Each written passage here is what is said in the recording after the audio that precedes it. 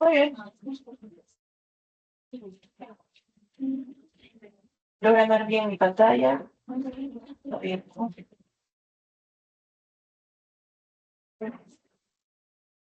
¿Allí? Allí sí, ¿no? Muy bien. Entonces, nosotros habíamos visto y repasamos los pasos, ¿no es cierto? Captación de yoduro, utilizamos la enzima NIS, recuerden ustedes, sin portador sodio-yodo, entran 2 yodos y un yoduro. De ahí teníamos el paso de la oxidación del yoduro hacia el coloide, utilizamos a la TPO, tiroperoxidasa, la van a encontrar muchas veces en español. De ahí tenemos la organificación, recuerden los residuos.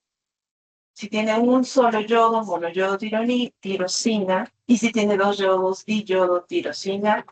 El acoplamiento, nuevamente por TPO, unimos 2 diyodos tirosinas para formar T4, o una monoyodo y una diyodo para T3. El quinto, como bien habían dicho algunos, la pinocitosis de hormonas tiroideas, con la liberación de T3 y T4 hacia la circulación.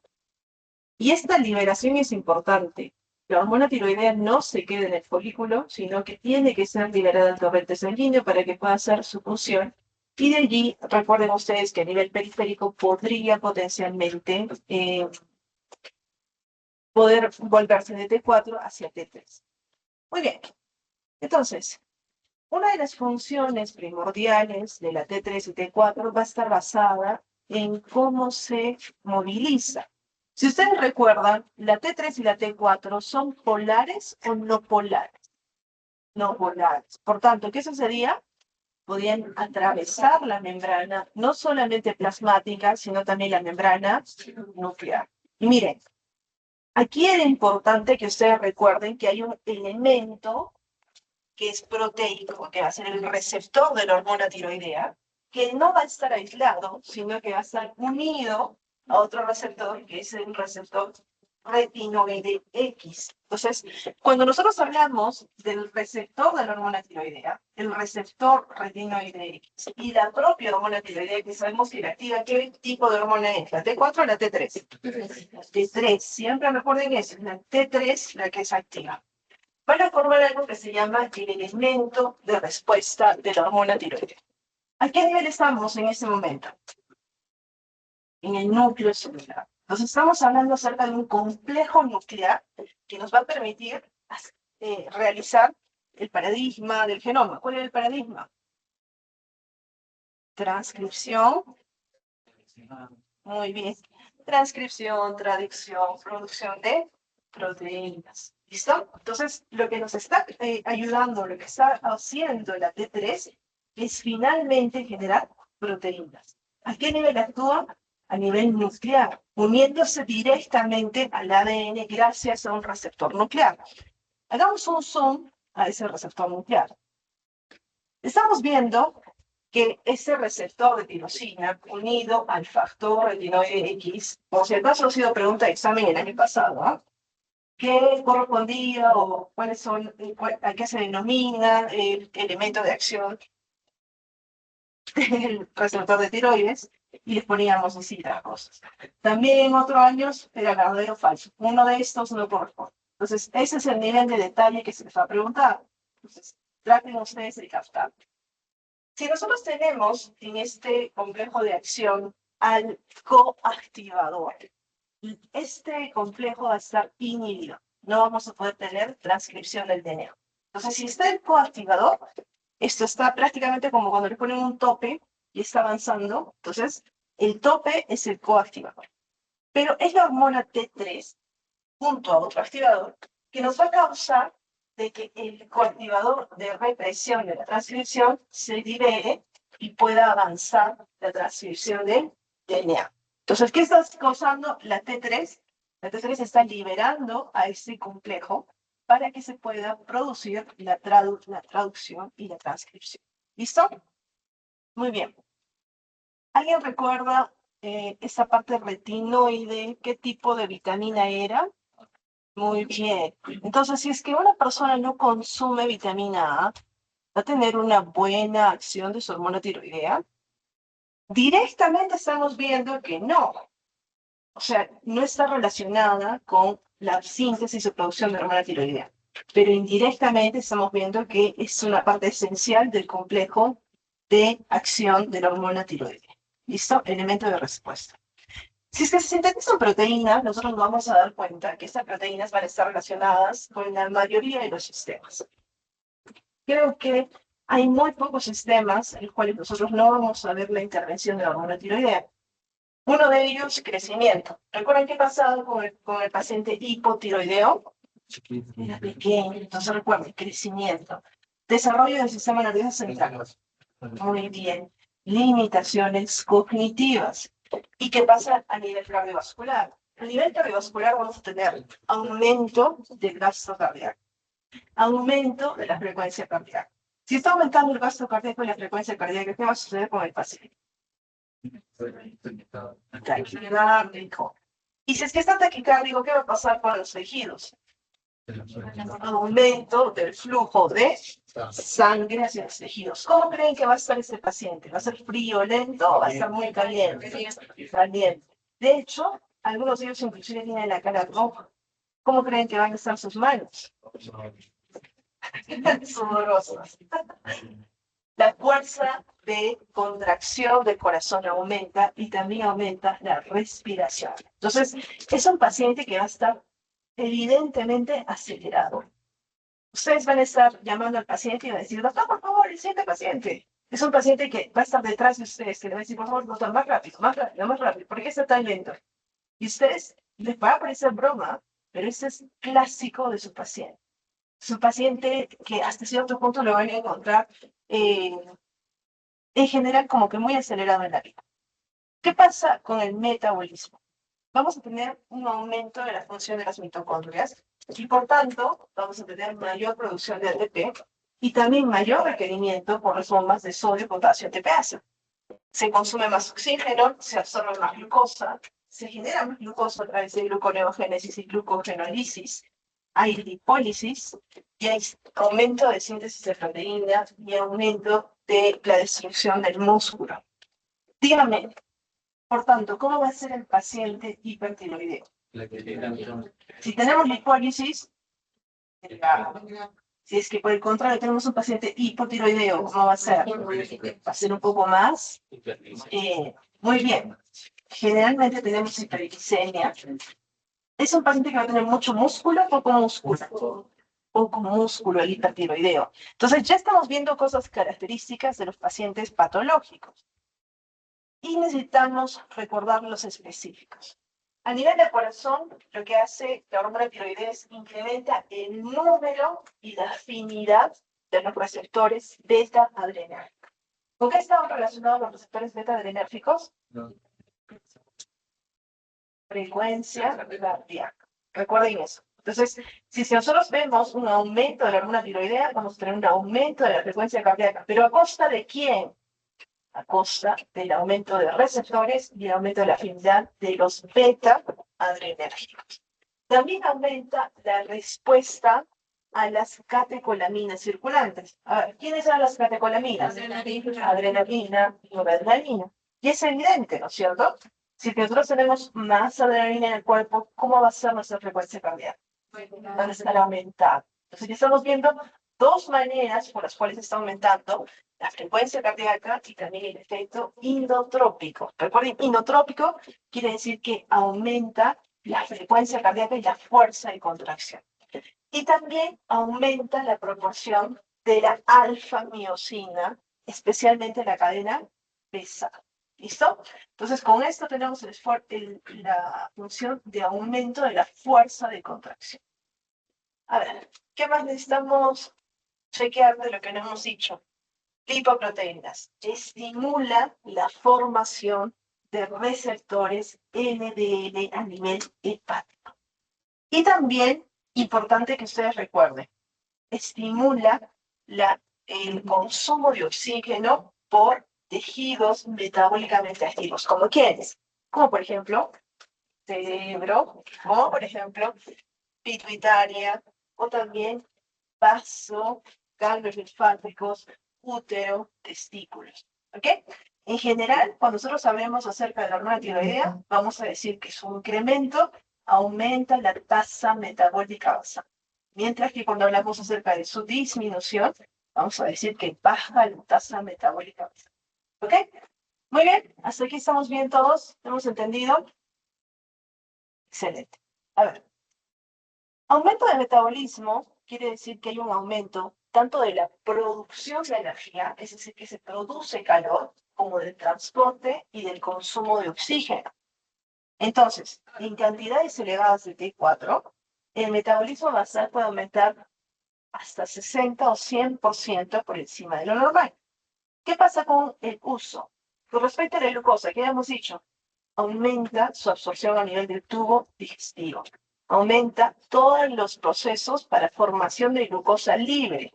La formación de glucosa libre va a ser glucólisis, glucogenólisis. El glucógeno lo vamos a volver en glucosa para que esté libre, y gluconeogénesis, es decir, vamos a formar glucosa a partir de componentes no glúcidos, como por ejemplo colesterol, aminoácidos y todas las vías que yo estoy segura que ustedes han disfrutado en bioquímica.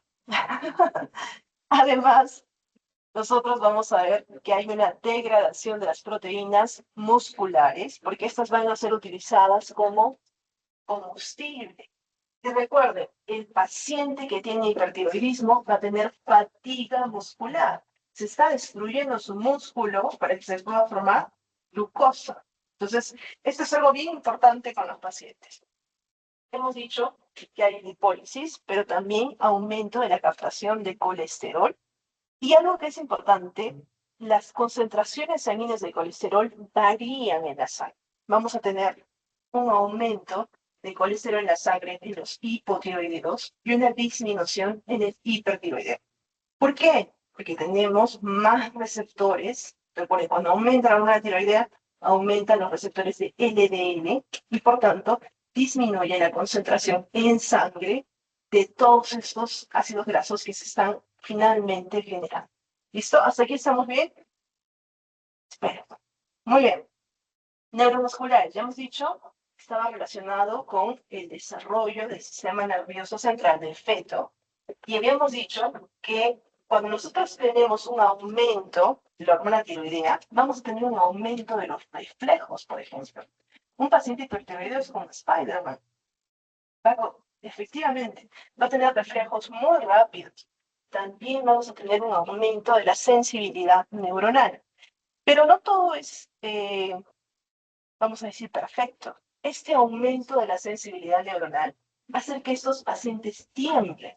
Entonces, cuando ustedes les digan a un paciente hipertiroideo, por favor, extiendan las manos, cierren los ojos y encima le colocan una mano, ustedes van a ver que el paciente tiene un movimiento que es sutil, es un movimiento bastante fino, le llamamos temblor muscular fino, y es característico del paciente hipertiroideo.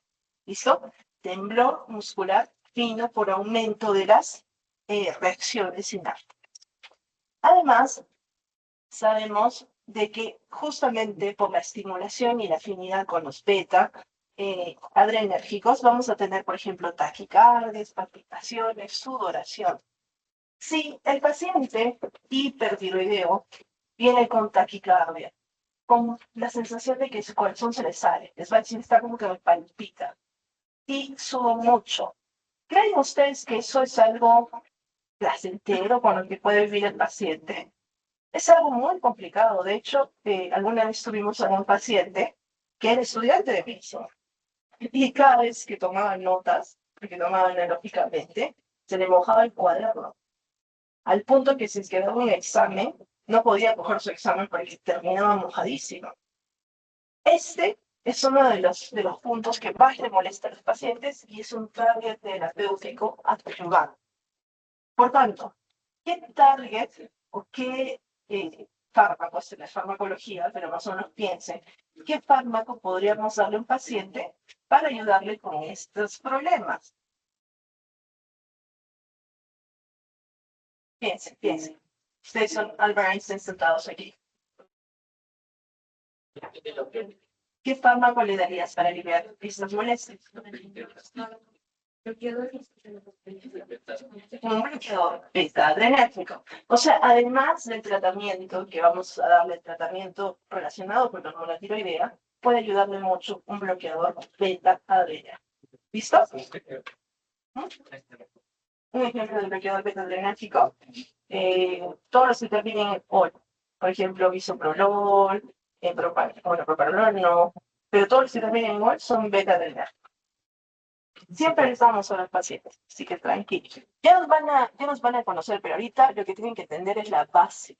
¿De dónde surge todo eso? Muy bien. A ver. Con respecto a la función cardiovascular, ya hemos dicho, aumento del consumo de oxígeno, aumento de síntesis metabólicas, vasodilatación. Recuerden que esto va a permitir que aumente el flujo en la piel y la disipación del calor, porque se está generando mucho calor. Imagínense, yo siempre les había dicho como una fábrica. En la fábrica estamos generando ATP. Pero ¿qué sucede en las fábricas? Muy bien, hay mucho calor. Imagínense casi como esas fábricas de carbón. Entonces tiene que haber una manera de disipar ese calor. Y eso lo van a hacer a través de la piel. El paciente hipertiroideo va a tener una piel delgada, una piel sudorosa, una piel hasta cierto punto caliente. ¿Cómo creen que va a ser la piel del paciente hipotiroideo? Ya, generalmente fría, generalmente gruesa. ¿Quién? ¿Sí? O sea, intolerante al frío quiere decir que si es que hay más frío, les es más difícil tolerar. No que no puedan tolerar ellos mismos. Muy bien. Entonces, recuerden, cuando hay incremento de la hormona tiroidea, va a aumentar justamente el aumento sanguíneo, el volumen sanguíneo, el gasto cardíaco y la ventilación. Muy bien. ¿Qué más tenemos que recordar? En la función digestiva, el paciente o la hormona tiroidea va a causar diarrea, que ese es otro punto que ustedes tienen que recordar, por aumento de la motilidad, pero también aumento de las secreciones intestinales. Entonces, dividamos. ¿Cómo va a ser el paciente hipertiroideo? Un paciente que va a tener, muy bien, un hábito defecatorio elevado. ¿Y cómo va a ser un paciente hipotiroideo? Un paciente con estreñimiento, por ejemplo. También recordar de que la hormona tiroidea aumenta el apetito. Y esto va a ser bien interesante para ustedes. Les viene un paciente que come mucho y que tiene pérdida de peso. ¿Cuáles son sus diagnósticos diferenciales?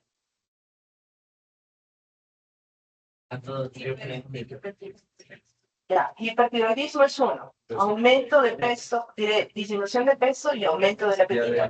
Diabetes, muy bien. Ya. ¿Cuál sería la diferencia entre diabetes descompensada e hipertiroidismo? Diabetes descompensada e hipertiroidismo. Porque estamos hablando, ¿cuáles eran las 4 P's de la diabetes? Ictsia, polifagia, poliuria, pérdida de peso. Entonces estamos diciendo que acá tenemos polifagia y tenemos pérdida de peso. Entonces les digo, ¿cuál es el diagnóstico diferencial? ¿Cómo van a diferenciar? Ya, poliuria, por ejemplo, podría ser, pero si el paciente tiene diarrea, ¿creen que van a tomar? No al punto de la diarrea. Jamás va a ser al punto de la diabetes. Ese va a ser un punto interesante para ustedes. ¿Qué más?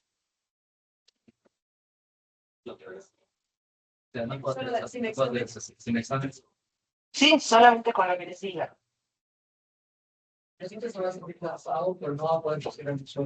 Ya, ¿en cuál de los dos? En el hipertiroidismo. ¿El paciente diabético se va a hacer cansado o no se va a hacer cansado? Ya. Ya. A ver, vamos por partes. ¿Qué es todo lo demás que hemos visto que no tiene diabetes? ¿El paciente diabético va a tener taquicardia? No. ¿El paciente diabético les va a decir que tiene necesariamente diarreas? Temblores finos. Todas esas cosas van a hacer que ustedes diferencien dos situaciones similares. Ahora, recuerden también el antecedente. ¿Cómo va a ser el paciente diabético antes de que baje de peso y que tenga todo lo demás?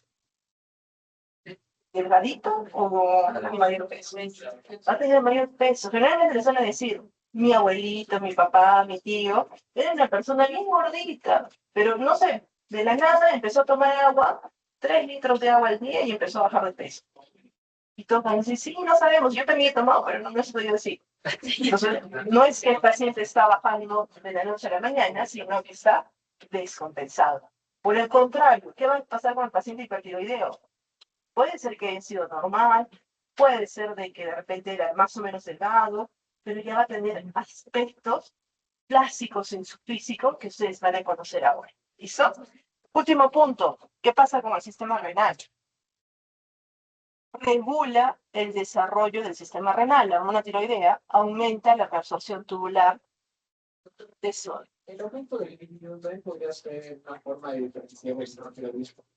El hipertiroideo no va a tener tanta dislipidemia, el diabético puede que tenga, si es que está dentro del síndrome metabólico. Sí, podría ser. Pero también podría tener una mujer con hipertiroidismo menor, o incluso... Sí, sí puede tener alteraciones. También podría ser que el paciente diabético tenga algo de ovario poliquístico, pero no es tan típico. Podría ayudarles. ¿Listo? A ver, veamos a nivel del sistema reproductor. En general, ustedes van a darse cuenta de que las hormonas tiroideas ayudan a que en el sistema reproductor la función sea adecuada. ¿Listo? Que no tengamos nosotros problemas de fertilidad, por ejemplo, que sí los vamos a presentar cuando haya una alteración de la hormona tiroidea. Listo. ¿Hasta aquí estamos bien? Tenía entendido que también en la PSH también aumentaba el perfil de hay problemas de... También, o sea, hay algunos efectos adicionales, pero directos, también la hormona tiroidea va a tener efectos sobre el sistema reproductor. Muy bien, chicos. A ver. Vamos a irnos a lo que nos interesa. ¿Cómo es el eje? A ver, habíamos dicho que tenemos el hipotálamo. ¿Qué liberaba normalmente el hipotálamo? Hormonas liberadoras. Estas hormonas liberadoras en inglés, ¿cómo es sus siglas? TRH. Entonces acá tenemos a la TRH o hormona liberadora de tirotropina. Y de ahí, miren, esta va a ir por el sistema portal, ¿hacia dónde? Hacia la adenohipófisis, que nos va a permitir que libere TSH. ¿Y TSH a qué nivel actuaba? A nivel de la glándula tiroidea para que se puedan liberar T3 y T4. Y es la T3 que va a regular por feedback negativo a la TSH y también a la TRH. Ahora, ¿la T4 puede regular? Claro que puede regular, pero va a tener que desionizarse para poder ser T3 y poder regular AMPA. ¿Ok? ¿Hasta ahí estamos bien? ¿Hemos entendido? Muy bien. Entonces vamos a las pruebas funcionales tiroideas. Cuando nosotros hablamos acerca de las pruebas funcionales tiroideas, obviamente las vamos a hacer a través de dosaje. ¿Dónde vamos a dosar? La dosamos en la tiroides. Lo más sencillo es dosarla en la sangre.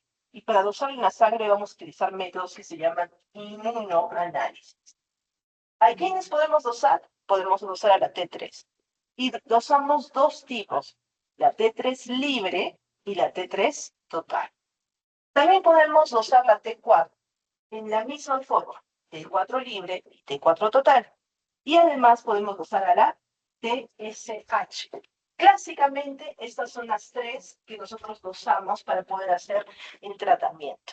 Y recuerden, la TSH nos va a ayudar a diferenciar las patologías primarias de las patologías secundarias.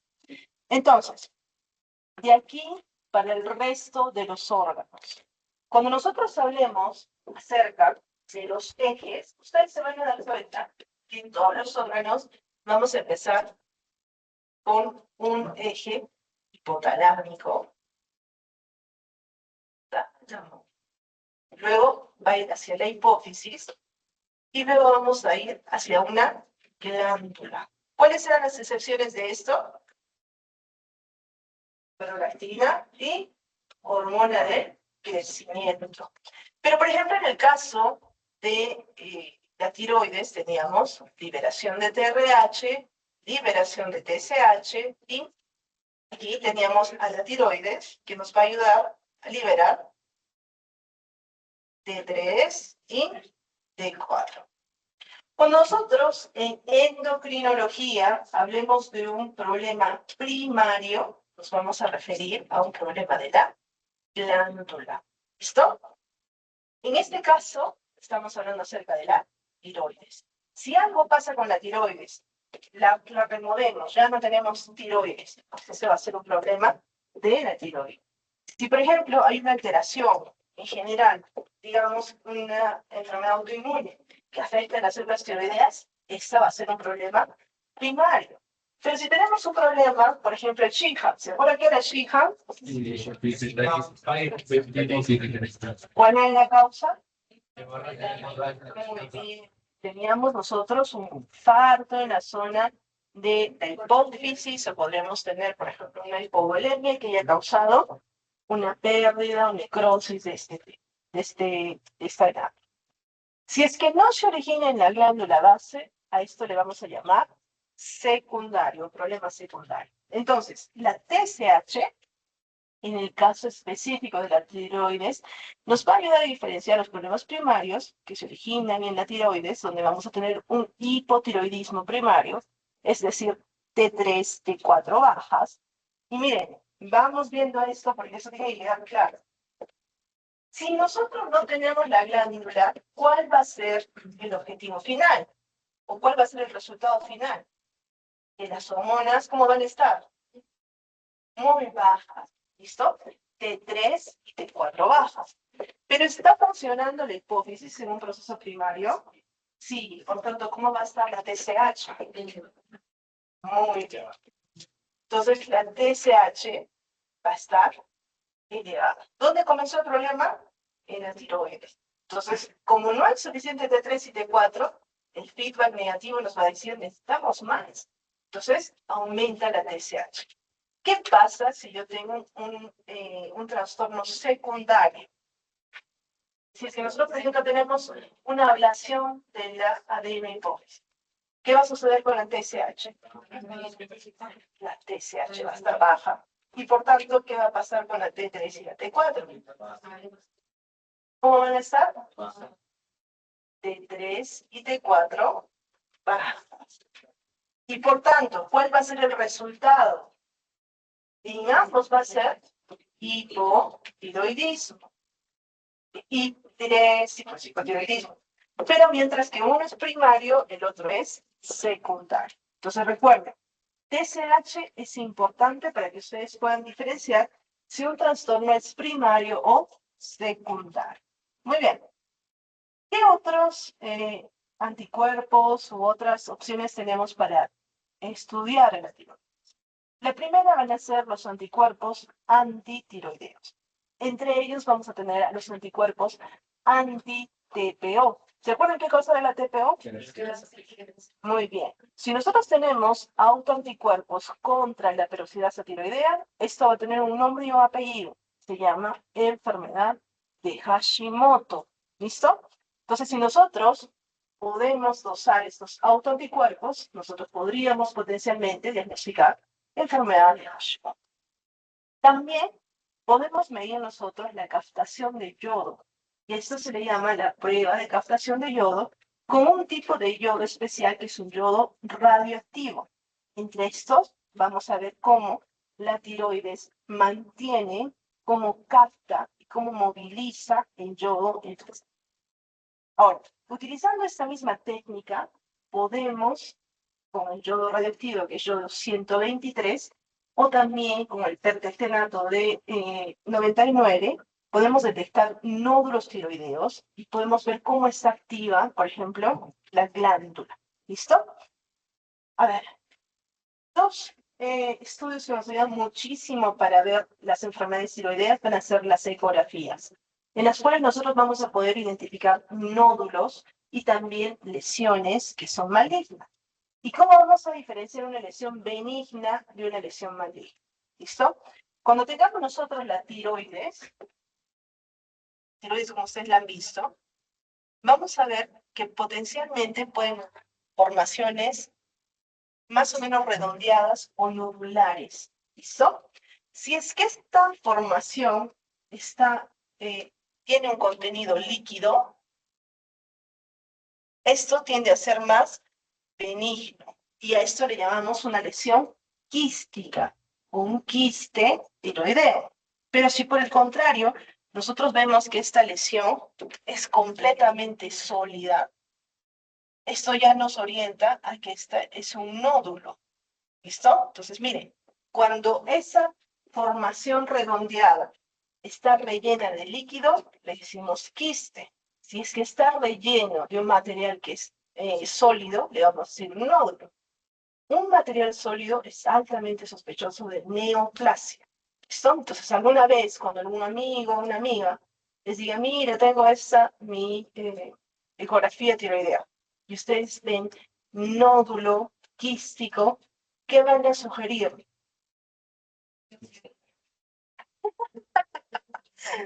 Siempre sugiérenle que vaya donde el especialista, porque que pueden ustedes identificar en segundo año es un poco más complejo. Nuevamente, quizá lo que pueden ustedes hacer es, en mi experiencia, y siempre sean sinceros, yo estoy recién en segundo año, en mi experiencia, he aprendido que una lesión que es quística suele ser benigna. Así que tranquila, pero siempre busca al endocrinólogo, por ejemplo. Si por el contrario les dicen es maligna, ¿qué van a hacer? Le van a decir, no, no te preocupes, ve a tu casa. Nuevamente, en mi experiencia, entiendo que esto no es normal.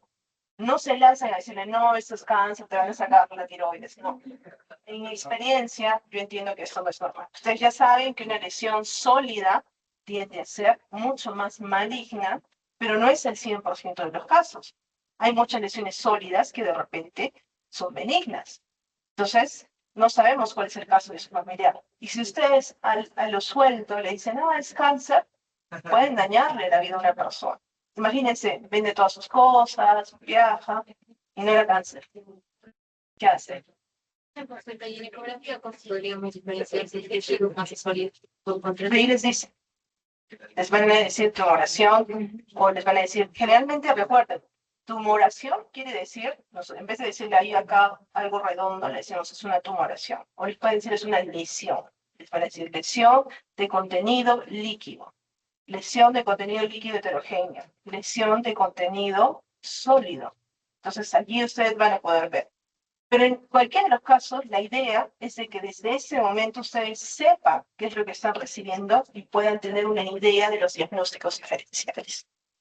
Luego, obviamente, algunos pacientes van a necesitar estudios mucho más complejos como la tomografía y la resonancia magnética. Estos estudios nosotros los utilizamos primordialmente para ver compresión traqueal y el pinzamiento de las estructuras vecinas, sobre todo cuando estamos sospechando, por ejemplo, de una lesión nodular sólida, es decir, estamos pensando de un carcinoma. Ahora, algunos de ustedes dijeron, hay que hacerle una biopsia. Okay. Nosotros, en la parte de la zona de la tiroides, tenemos una biopsia especial, que se llama biopsia por aspiración con aguja fina. Esta biopsia nos permite tener acceso al contenido. Entonces, ¿en qué tipo de patologías creen que vamos a usar?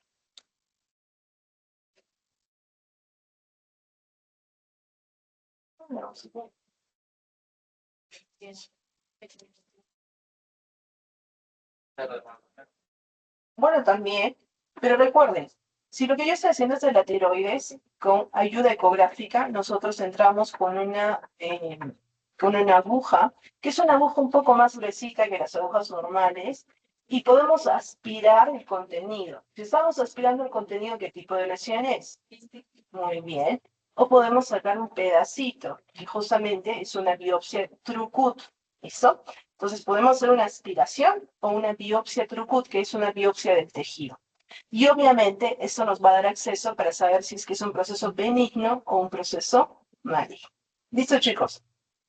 Su quiz de este bloque. Para que no se, porque ya se están durmiendo algunos.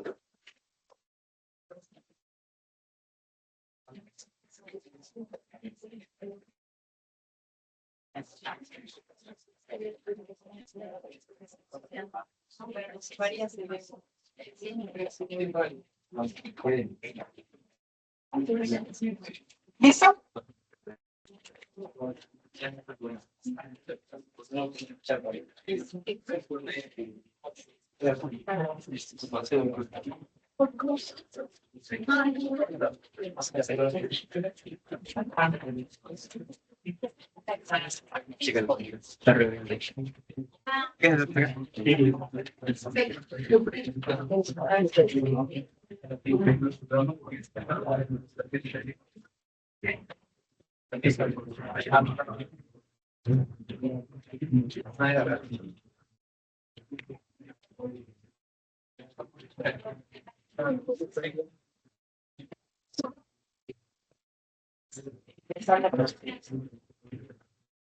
Todas estas son preguntas de residentado médico, son solo 4.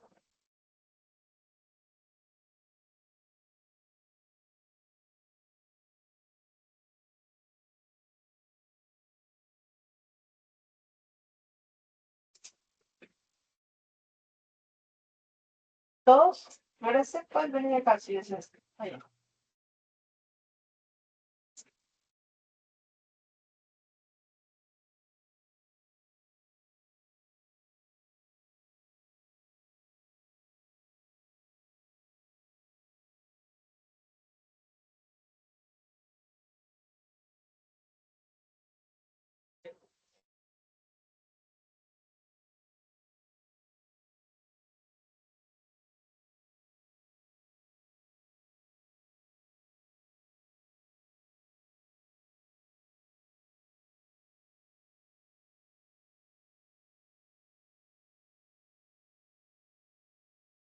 Amanda, confirmo que es hasta las 5:15. ¿Listo? A ver, son 4 preguntas. Tampoco para que... ¿Sí? A ver, primera pregunta. Es una función de las hormonas tiroideas. Pregunta residentado médico 2021. Disminuir frecuencia cardíaca, ¿verdadero o falso? Falso. Promover ganancia de peso. Falso. Reducir la motilidad intestinal. Falso. Reducir el requerimiento de vitaminas. Miren, hasta ahí yo creo que esta es una de las regaladas, ¿no es cierto? Incrementar la acción de sodio, potasio, ATPasa. ¿Qué más hacía a ese nivel? Incrementaba la función mitocondrial, aumentaba la tasa metabólica basal. Entonces siempre recuerden eso, aumento de la sodio, potasio, ATPasa, aumento de la tasa metabólica basal. A ver, residentado médico 2015, mujer de 40 años que acude a consulta externa por nerviosismo, adelgazamiento, hiperfagia, intolerancia de calor, examen físico, piel caliente, suave e hiperhidrosis. Hiperhidrosis es lo que suda. Por tanto, la hormona está incrementada. ¿Qué hormona está incrementada? ¿Y de qué naturaleza es? Regalada también, ¿no es cierto? Sabíamos que esta era una hormona proteica específicamente amina. Entonces, por eso yo les he dicho, estas cosas las preguntan en los exámenes. Nacionales, no internacionales. Mujer de 19 años con pérdida de peso. Miren lo que estamos viendo, ¿ah? Mujer. ¿De qué edad estamos viendo? 19, 20 años. Pérdida de peso, temblor e intolerancia al calor. ¿Hasta ahí qué tenemos? Hipertiroidismo, hasta que nos digan lo contrario. ¿Qué necesitamos para que ese paciente sea hipertiroidea y ustedes le digan que es hipertiroidea? ¿Cómo? Nosotros clásicamente vamos a tener 2 componentes del diagnóstico. Lo primero va a ser la clínica, lo que nosotros estamos viendo. Lo segundo va a ser sí o sí el examen laboratorial. Puede ser aumento de T3, aumento de T4. Si no tienen enfermedad laboratorial, ustedes pueden decir un síndrome. Es un conjunto de signos y síntomas. Pero solo pueden decir la enfermedad cuando tengan la confirmación laboratorial. Lo correcto siempre es pedir siempre el TSH para ver si hay un buen feedback. Lo ideal sería que pidan las 3, T3, T4 y TSH. Pero, ¿cuál dijimos que era el 90% más abundante? Muy bien. Entonces, clásicamente ahorita, en el momento real, estamos nosotros pidiendo TSH y T4. ¿Listo? ¿Y en qué momento pedimos T3? Piensen. ¿Dónde estaba aquí? La tengo estaba. ¿Ya? O en los casos en los cuales nosotros tenemos una T4 normal, pero estamos viendo una alteración evidente. ¿Y ahí qué tendríamos que pedir? T3. ¿Qué tipo de T3? Muy bien, porque nos podría ver de repente un cuadro que se nos está enmascarando. Listo. A ver, esa mujer de 19 años tiene TSH bajo, T3 y T4 elevados. ¿Es un trastorno primario o secundario? Muy bien. ¿Qué tendría que ser para ser secundario? Muy bien. ¿Cuál es la manifestación cardiovascular más probable? Muy bien. La taquicardia sinusal, y eso es importante, siempre les van a colocar así, taquicardia sinusal. No tiene por qué tener arritmias o fibrilación. ¿Listo? ¿Puede haber cardiomegalia en estos pacientes? Potencialmente, pero no es lo más frecuente o lo más probable. Lo más probable es que el paciente tenga taquicardia sinusal. Última pregunta. ¿Qué consecuencia tiene la deficiencia de yodo en la dieta?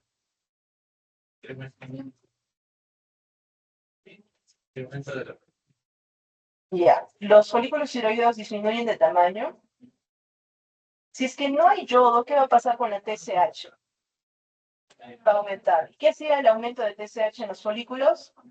Aumentaba el tamaño y también aumentaba la cantidad. Entonces, esa no es. ¿Incrementa la producción de calor si es que no hay yodo? No, al contrario. ¿Disminuye la secreción de tiroglobulina? No tiene que, no necesariamente. ¿Incrementa la producción de triiodotironina? Imposible si no hay yodo. Entonces, ¿qué tiene que haber? Que aumente la secreción de la hormona estimulante de la tiroides. Esas son preguntas de residentado, ¿eh? No son preguntas de internado. Entonces están viendo que no son difíciles, si es que ustedes... Muy bien, vámonos a con lo que vamos a terminar esta clase. ¿Cuáles son las alteraciones de la tiroides? La primera alteración que tienen que reconocer es el bocio. Cuando hablamos acerca del bocio, vamos a ver que el bocio, por definición, es un aumento de la glándula tiroidea. Esta es una imagen de Norris 2019, en el cual vemos un aumento de la glándula tiroidea, que es absolutamente evidente, y esto también es para que vean la localización. Vean dónde está localizado. Ese aumento es proporcional a la extensión y a la duración de la deficiencia tiroidea. Por tanto, esta paciente que están viendo acá es una paciente que crónicamente, por mucho tiempo, no ha tenido suficiente aporte de yoduro. Ahora, cuando hablamos acerca de bocio, al igual que todas las glándulas, ¿se acuerdan cuando hablábamos de hipófisis? Teníamos un estado en el cual no había problemas, un estado que era hipo y un estado que era hiper. El primer estado es el estado tiroideo, el paciente no va a tener alteraciones. El segundo estado es el estado hipertiroideo. Y aquí pueden ver uno de los estudios que les decíamos. Este es un estudio de gammagrafía tiroidea, en la cual nosotros tenemos la tiroides, que la pueden ver aquí, y tenemos una zona roja, que es un nódulo hipercaftante. Entonces estamos viendo que este nódulo es hiperfuncionante y este paciente tiene hipertiroidismo como resultado. ¿Listo? Y también vamos a tener los bocios con estados hipotiroides. En cuanto a la estructura, van a tener dos tipos de bocios, el bocio difuso y el bocio nodular. En el bocio difuso se compromete la glándula completa y no hay evidencia de nódulos, mientras que este paciente que están viendo acá, ¿qué tipo de bocio tiene? Nodular. Ven claramente aquí un nódulo, acá ven otro nódulo, de repente por otros lados hay más nódulos. Entonces, si es que crece toda la glándula y no se ven nódulos, se llama bocio difuso. Pero si le ven nódulos, se llama bocio nodular. Ahora, ¿eso interviene en que sea eutiroideo, hipertiroideo o hipotiroideo? No, es otra forma. Muy bien. Ahora, también por su función puede ser bocio tóxico y bocio no tóxico. El bocio tóxico tiene signos de hipertiroidismo extremo. Al hipertiroidismo extremo le llamamos tirotoxicosis, y lo vamos a ver un poquito más adelante. Y en general, la etiología puede ser múltiple. La más común va a ser deficiencia de yoduro, pero también podemos ver el exceso de yodo, también puede causar bocio. Beber agua o dietas que son bociogénicas puede justamente causar bocio. Medicación bociogénica también puede causar bocio. Litio, los pacientes que tienen bipolaridad van a recibir tratamiento con litio y esta bloquea la secreción de la hormona tiroidea. Y por tanto, el paciente que va a tener bocio. Sí, claro. También vamos a tener algunos defectos congénitos, así como resistencia periférica a receptor, bueno, alteración en los receptores, y algunos asociados a enfermedades, por ejemplo, la enfermedad de Graves, el bocio multinodular tóxico, y también algunos tipos de cáncer, como adenoma pituitario, las células germinales tumorales y la tiroiditis. ¿Listo? A ver, miren acá. Nosotros tenemos el hipotálamo. Habíamos dicho que se segrega TRH, la parte anterior del hipófisis que es segregada, TSH, y en un hormona normal de la tiroides vamos a tener T3 y T4. Pero si es que el yodo es insuficiente, decíamos que ¿cómo va a estar la T3 y T4? Bajas. ¿Y qué va a suceder? Vamos a tener una retroalimentación negativa o feedback negativa baja. ¿Y qué va a pasar con el TSH? Va a aumentar. ¿Cuál es la función de la TSH en los folículos? Aumento de los folículos, aumento también del tamaño. Y por tanto va a haber hipertrofia tipo bocio.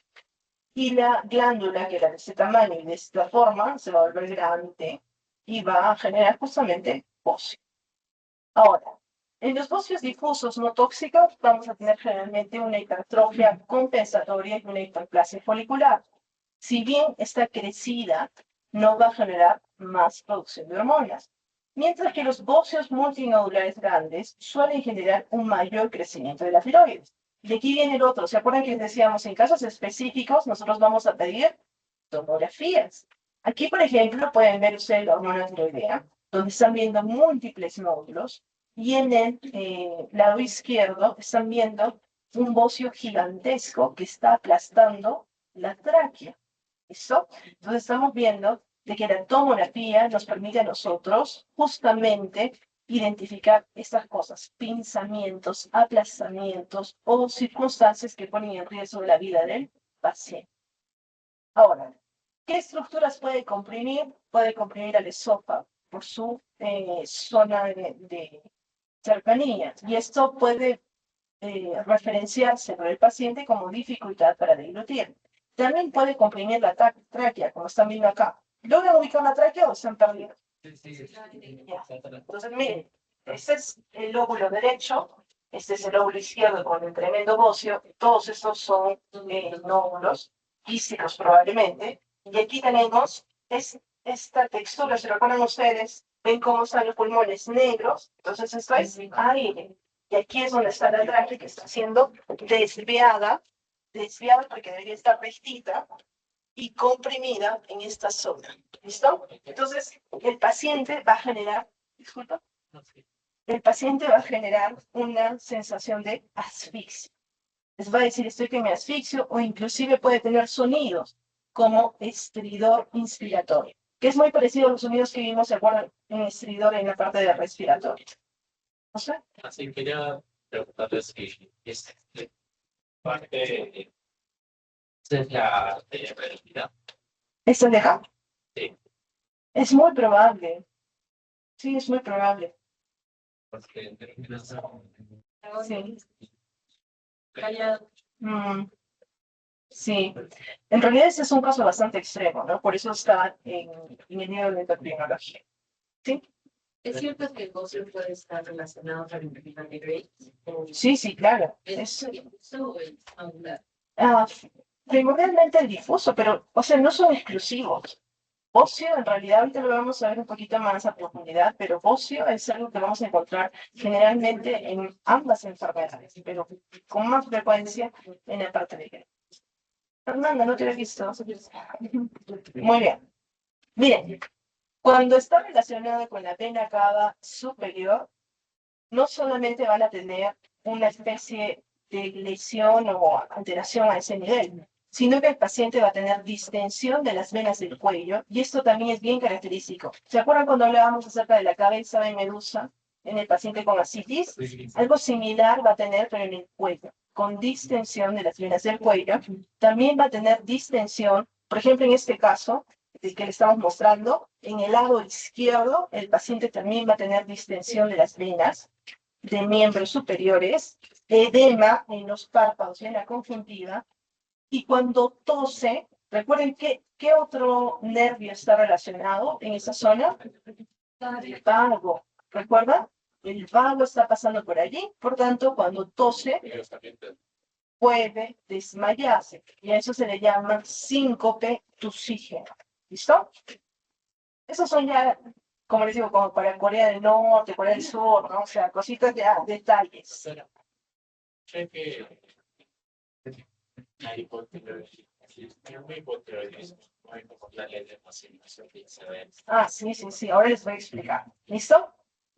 El negocio es No siempre. En la mayoría de veces el paciente ni le molesta, pero hay algunos casos, sobre todo cuando es tóxico, que sí, el paciente puede decir que tiene un poco más de alteración. Listo. A ver, vamos a la primera, que es el hipotiroidismo, o quieren hipertiroidismo, cualquiera de los dos. Hipo, muy bien. A ver, cuando hablamos acerca de hipotiroidismo, vamos a tener dos tipos grandes que tienen ustedes que recordar. El que es adquirido y el que es congénito. Vamos a iniciar con el más sencillo, que es el congénito. El congénito es aquel en el cual la deficiencia de hormona tiroidea se da antes de nacer. Y por tanto se llama la forma adquirida, la forma en la cual ha nacido, por eso es congénita.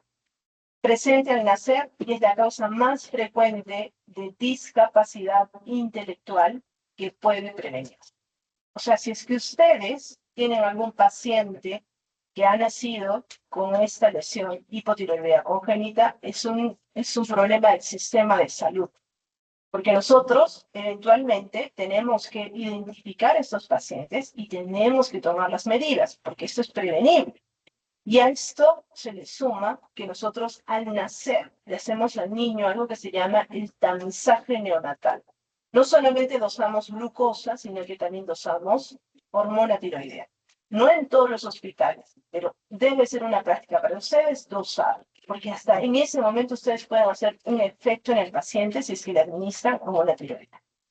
Ahora, las formas más sencillas o las formas más clásicas es de que haya una ausencia o una disminución en la formación de la hormona tiroidea y que haya defectos en la biosíntesis y en la acción de la hormona tiroidea. ¿Y por qué hablamos del niño y no estamos hablando acerca de la madre? porque al final del segundo trimestre ya es capaz de regular la tiroides. Muy bien, nosotros habíamos dicho que a pesar de que la madre es hipotiroidea, si es que el niño tenía una buena función de su hormona, de su glándula tiroides, pues debería de poder producir su propio hormona. Pero ¿qué pasa si es que el niño o la madre no consume suficiente yodo? Pues va a ser un poco complejo, ¿no es cierto? Entonces, ausencia congénita de tiroides, en el niño suele lucir normal, porque generalmente, ¿qué sucede si es que tiene una ausencia completa de tiroides? A ver, el niño. ¿Nace normal o nace normal? Pero acabo de afirmarles que nace normal. ¿Ya ven cómo se están durmiendo? Nace normal. ¿Por qué nace normal? Luce normal. ¿Qué pasó? Recibió la hormona tiroidea de la madre. Recuerden, fue la madre que en útero le dio la hormona tiroidea y por eso no tuvo alteraciones, a pesar de que no tenía su propia glándula tiroidea.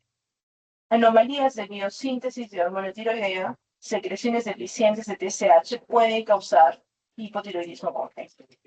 Ahora, esto es algo que siempre les digo a mis alumnos y me da pena que algunos de ustedes de repente no estén tan concentrados, pero este es el momento en que se concentren. Hay un episodio que se llama hipotiroidismo congénito transitorio. En el hipotiroidismo congénito transitorio, la T3 libre, puede estar normal o baja, y hay una elevación de la TSH. Y esto se da, porque como ustedes saben, ¿cómo nace el niño? A ver, nace y tiene un ombliguito, y en ese ombliguito, ¿qué hay? Un pedacito de su cordón umbilical. Recuerden que la tiroides del feto y del recién nacido es sensible al exceso de yodo. De hecho, más o menos sienten ustedes, mis profesores decían, tiene hambre de yodo. Es decir, inclusive poco yodo lo va a captar. Y el yodo puede cruzar la placenta, puede excretarse en la leche materna y se va a absorber con facilidad en la piel del infante. ¿Qué pasa con ese cordoncito? Alguno de ustedes, muy amablemente, le va a decir a la madre que quiere curarle el cordoncito del bebé. Y muy amablemente va a sacar o alcohol yodado o inclusive yodopovidona. ¿Y qué va a suceder? El yodopovidona o desinfectante tópico va a ser absorbido ¿por quién? Por la piel del infante. ¿Qué va a suceder? Va a causar un hipotiroideo transitorio, congénito transitorio. Entonces, mucho cuidado con eso. Recuerden que el cordón umbilical no se cura con alcohol.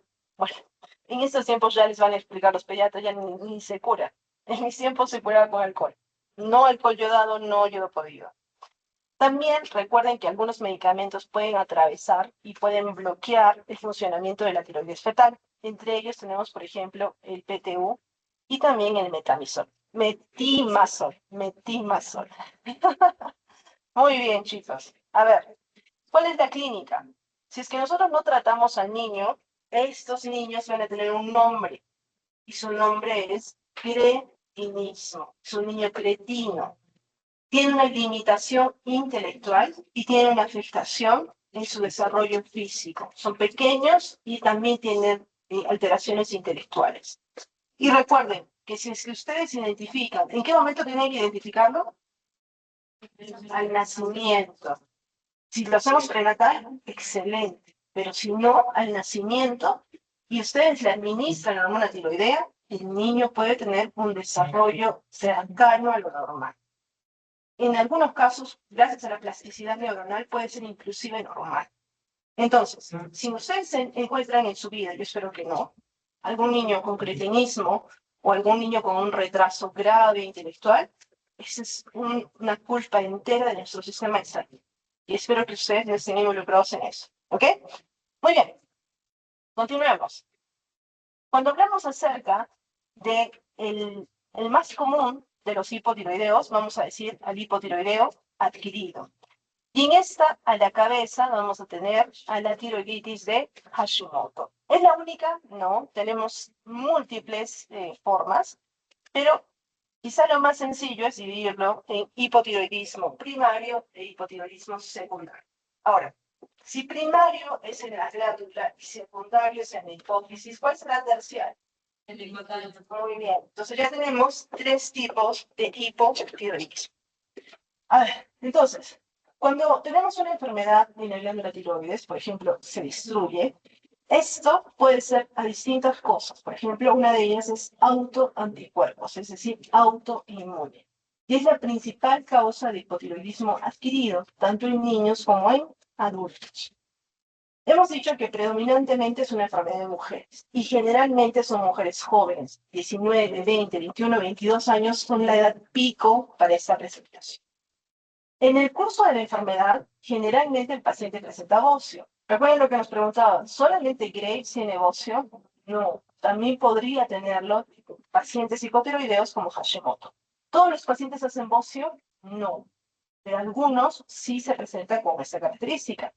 Luego tiene una etapa intermedia, en la cual hay un crecimiento de las glándulas, pero también hay una producción. Y miren, el paciente empieza a presentar hipertiroideo. Se presenta como hipertiroideo. Y este hipertiroidismo va a ser transitorio, es decir, aumento de la glándula, parece hipertiroideo. Y de pronto entra a un hipotiroidismo absolutamente evidente. Entonces transiciona de un paciente normal a un paciente hipertiroideo y luego a un paciente hipotiroideo. O sea, ¿pueden tener un Hashimoto con hipertiroidismo? Sí, cuando todavía está en el periodo en el cual está creciendo. ¿Ok? Muy bien. A ver. Obviamente afecta el tamaño. Vuelve a su estado normal y se queda siempre ya de regreso. Depende de muchas cosas, del tratamiento, depende de qué es lo que hace el paciente, a veces cambian su alimentación. Algunos pacientes no llegan a tener bocio para nada, pero algunos sí. O sea, depende, los casos son variados. Pero cuando hay voz, yo creo que ya se Depende también, depende de muchos casos. Hay algunos pacientes que no desean. No todos los pacientes, la mayoría de los pacientes de hecho no desean someterse a algunas intervenciones, pero si se pudiera, si fuera por ejemplo estéticamente muy malo, porque eventualmente el paciente va a terminar en hipotiroidismo. ¿Listo? Muy bien chicos, a ver, ¿qué otro problema? Por ejemplo, ablación por radiación. Algunos pacientes pueden tener lesiones, les damos radiaciones y se elimina la tiroides. Esa también sería una causa de hipotiroidismo y obviamente la resección quirúrgica. También, recuerden, hay fármacos que alteran la función tiroidea y que causan hipotiroidismo. Entre ellos, por ejemplo, el carbonato de litio, ya hemos dicho, en los estados bipolares, la miodarona que hemos dado en los pacientes que tenían arritmias podría causar. Y también, recuerden, algunos jarabes para la tos contienen yoduro que podrían potencialmente causar alteración. Entonces, mucho cuidado. No. Otros. En el periodo puerperal puede haber algo que se llama tiroiditis postparto. Y esta se da, es un tipo de tiroiditis subaguda que va a llevar a hipotiroidismo. Recuerden eso, chicos, también nos preguntaron en algún examen de fisio, por ejemplo. ¿Listo? Muy bien. A ver, ¿cómo es el paciente hipotiroideo? Como han dicho sus compañeros, es un paciente que se va a caracterizar por tener mixedema. Chicos, concéntrense porque vamos a terminar el tema. O sea, todavía no se van a ir. Terminamos y de ahí recién van a entrar sus compañeros. Cuando hablamos acerca de mixedema, es un edema mucoso. Hasta el momento el edema que ustedes conocían era un edema que cuando nosotros apretábamos dejaba un huequito. Eso se le llamaba signo de la fovea. Este edema no deja ese huequito, porque recuerden que en el problema hipotiroideo hay una acumulación de una sustancia que se llama la sustancia mucopolisacárida hidrofílica, que está en todos los tejidos del cuerpo. Si recuerdan, los mucopolisacáridos captaban agua y se formaban como geles. Por eso es que no tiene fovea. Y esta es la cara de un paciente hipotiroideo. ¿Listo? Si ven ustedes, sus ojitos son hinchados, miren cómo es su carita, es una carita casi como de luna llena, y quiero que capten bien, porque tienen que diferenciarlo del paciente que va a tener alteraciones adrenales. Si se dan cuenta, miren cómo está el pelito es seco, miren cómo están los ojitos, casi como si fueran tristes. Esta tranquilamente puede ser la señora que les vende el adobo cuando van ustedes al mercado, alguno de sus profesores, nosotros. Así que tengan claro cómo es la cara, porque muchos pacientes no se diagnostican porque no saben que tienen una enfermedad. Ellos piensan que son así. Mi abuela era así. Yo he terminado siendo así. Antes no era. Entonces miren cómo es un paciente hipotiroideo, con hipotiroidismo. Hay un punto en el cual el hipotiroidismo puede ser mortal. Y es cuando se da justamente angioedema. Ya les he dicho que esta acumulación de líquido se puede dar en cualquier parte del cuerpo, incluyendo la glotis. Si es que se llena de este líquido la glotis o de estos mucopolisacáridos, pues puede haber justamente una alteración en la respiración. Y tenemos otro cuadro que es el coma mixedematoso. En esto nosotros vemos que hay hipotiroidismo a largo plazo. El paciente, por ejemplo, ha tenido el antecedente de tiroides de Hashimoto y hay una reducción grave en el metabolismo celular. Por tanto, el paciente va a tener una hipotermia. Mientras más baja su temperatura, más grave es su circunstancia. Por eso se llama factor pronóstico de mortalidad. Y en estos pacientes hay un colapso del cardiovascular. Hay hipoventilación y hay hiponatremia. Si recuerdan ustedes cómo era la hiponatremia, podría ser letal. ¿Recuerdan ustedes? Hipoglicemia y acidosis láctica. Entonces, es grave cuando el paciente está en coma mixedematoso. Clásicamente, ustedes están viendo que tiene el cabello grueso, seco y quebradizo, tiene problemas para la memoria, piensa súper lentito, empieza a perder el tercio exterior de las cejas. Ese es un marcador para que ustedes también recuerden.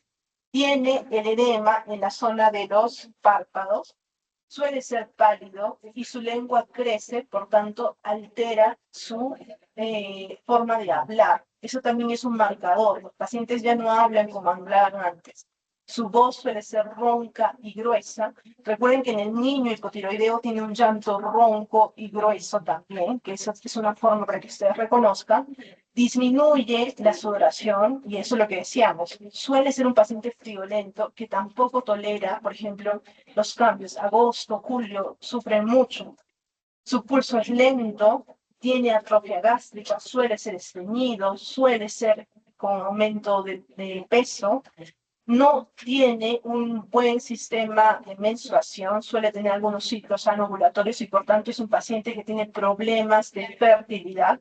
Y este es un diagnóstico diferencial cuando hablamos ciclo hormonal. Suelen tener edemas periféricos con manos y pies grandecitos y debilidad muscular. ¿Listo? Y ya les hemos dicho que generalmente vamos a tener alteraciones en T3, T4 y TSH. Generalmente tienen anemia y también tienen hiponatremia. Recuerden, no siempre al nivel que es patológico como en el coma, pero en muchos casos sí se presenta. Listo, chicos. La próxima clase vamos a continuar con hipertiroidismo y bueno, con la clase que nos está quedando también. Hasta luego, chicos.